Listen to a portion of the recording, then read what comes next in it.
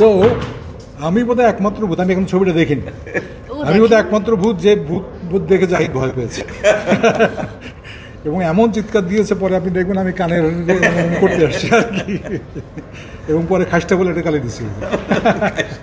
আমি গর্ববোধ করি যে জাহিদ হাসানের যে 90-এর দিকে যে 90-এর কথা বলা হচ্ছে, সেই 90-এর থেকেই জাহিদের সঙ্গে আমি একসঙ্গে কাজ করছি। ওর মঞ্চে প্রথম যেটা আসে সেটা হচ্ছে বিচ্ছু, এবং জাহিদের অদ্ভুত ধরনের কিছু কমিক সেন্স আছে, খুব সাটল, এবং সমস্ত কি বলা যায়, মানে ও ওই সময় একেবারে মাত করে ফেলেছিল। তার পরবর্তীতে জাহিদকে আর ফিরে তাকাতে হয়নি। দুইজন অ্যাক্টরের মধ্যে এই র্যাপোটা, এই যে লেনদেন, এটা খুব ইম্পর্ট্যান্ট। এবং আমরা যখন শুটিং করেছি সেই মুহূর্তে আমাদের বডি লাইন থেকে শুরু করে সমস্ত কিছুই ওইভাবেই তৈরি হয়েছে।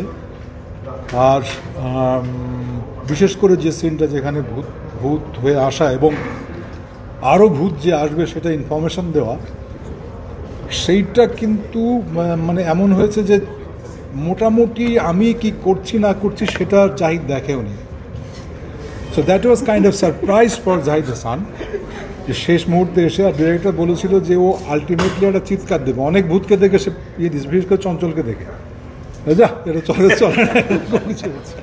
সো আমি বোধহয় একমাত্র ভূত, আমি এখন ছবিটা দেখিনি, আমি বোধহয় একমাত্র ভূত যে ভূত দেখে জাহিদ ভয় পেয়েছে এবং এমন চিৎকার দিয়েছে, পরে আপনি দেখবেন আমি কানে করতে আসছি আর কি, এবং পরে খাসটা বলে এটা গালি দিছি।